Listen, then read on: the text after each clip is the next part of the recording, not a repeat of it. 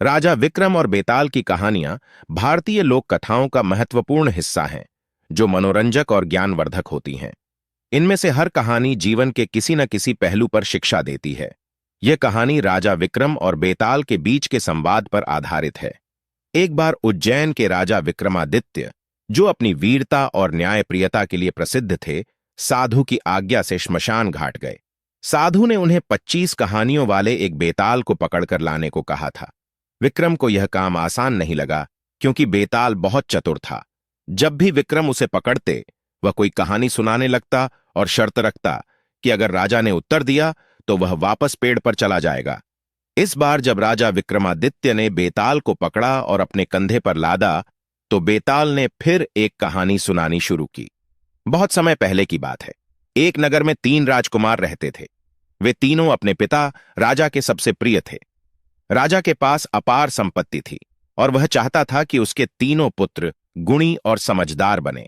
राजा ने तीनों को कहा, तुम तीनों को मेरी संपत्ति का उत्तराधिकारी बनने के लिए यह सिद्ध करना होगा कि तुम में से सबसे योग्य कौन है। इसके लिए तुम सभी को 3 अलग-अलग दिशाओं में जाकर अपना कौशल और योग्यता साबित करनी होगी। राजकुमारों ने राजा की आज्ञा मानी और तीनों अलग-अलग दिशाओं में चल पड़े। सबसे बड़ा राजकुमार दक्षिण दिशा में गया। वह एक बहुत ही होशियार और बुद्धिमान व्यक्ति था। उसने वहां के प्रसिद्ध गुरुकुल में जाकर ज्ञान अर्जित किया। उसने खगोल शास्त्र, औषधि विज्ञान और युद्ध कला में महारत हासिल की। दूसरा राजकुमार पूर्व दिशा में गया। उसने वहां के व्यापारी संघ में शामिल होकर व्यापारिक कौशल सीखा। कुछ वर्षों में वह एक कुशल व्यापारी बन गया। उसने बहुत धन अर्जित किया और अपनी समझदारी से व्यापार को ऊंचाइयों पर पहुंचाया। सबसे छोटा राजकुमार उत्तर दिशा में गया। वह एक साधु के पास गया और वहां साधना करने लगा। उसने ध्यान और आत्मज्ञान में महारत हासिल की। वह सभी सांसारिक इच्छाओं से मुक्त हो गया और एक शांत एवं संतुलित व्यक्ति बन गया। कुछ वर्षों बाद तीनों राजकुमार अपने अपने कौशल के साथ वापस लौटे। राजा ने तीनों से पूछा, तुमने क्या सीखा? पहले राजकुमार ने कहा, मैंने विज्ञान, युद्ध कला और चिकित्सा में महारत हासिल की है। मैं राज्य के लिए हर युद्ध जीत सकता हूं और अपने प्रजा की हर बीमारी ठीक कर सकता हूं। दूसरे राजकुमार ने कहा, मैंने व्यापार में महारत हासिल की है। मैं राज्य की संपत्ति को दोगुना कर सकता हूं। तीसरे राजकुमार ने कहा, मैंने ध्यान और आत्मज्ञान सीखा है। मैं आपको और पूरे राज्य को शांति प्रदान कर सकता हूं। राजा इस निर्णय को लेकर उलझन में पड़ गया। वह समझ नहीं पा रहा था कि किसे उत्तराधिकारी बनाया जाए।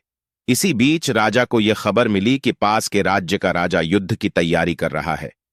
राजा ने अपने तीनों पुत्रों को बुलाया और उनसे कहा, यह समय तुम्हारे कौशल को परखने का है। हमें इस समस्या का समाधान करना होगा। पहले राजकुमार ने अपनी युद्ध कला का प्रदर्शन किया। उसने दुश्मन के सैनिकों को हराने के लिए एक बेहतरीन रणनीति बनाई। उसकी योजना से राजा प्रभावित हुआ। दूसरे राजकुमार ने अपनी व्यापारिक कुशलता से सेना के लिए आवश्यक धन और संसाधन जुटाए। उसकी चतुराई से राज्य को आर्थिक मजबूती मिली। तीसरे राजकुमार ने ध्यान और आत्मज्ञान से राजा और सैनिकों को मानसिक शांति और साहस प्रदान किया। उसकी मदद से सेना मनोबल से भरी हुई थी। युद्ध के बाद राजा ने अपने तीनों पुत्रों को बुलाया और कहा, तुम तीनों ने अपनी अपनी योग्यता साबित की है, लेकिन एक राजा को केवल एक गुण की नहीं, सभी गुणों की आवश्यकता होती है। इसलिए मैं निर्णय करता हूं कि तीनों भाई मिलकर राज्य का संचालन करेंगे। तीनों राजकुमार राजा के निर्णय से सहमत हुए और मिलकर राज्य को चलाने लगे। बेताल ने कहानी सुनाने के बाद राजा विक्रम से पूछा, बताओ, राजा ने यह निर्णय क्यों लिया और क्या यह सही था? राजा विक्रम ने उत्तर दिया, राजा का निर्णय सही था। एक सफल राज्य संचालन के लिए बुद्धिमत्ता, धन और शांति तीनों की आवश्यकता होती है। यदि तीनों भाई अपने अपने कौशल का उपयोग करते हैं तो राज्य समृद्ध और शक्तिशाली बनेगा। जैसे ही राजा ने उत्तर दिया, बेताल ने हंसते हुए कहा, तुमने उत्तर दे दिया। अब मैं वापस चला जाऊंगा। और वह फिर से पेड़ पर जाकर लटक गया। इस प्रकार राजा विक्रम ने बेताल को फिर पकड़ने की ठानी।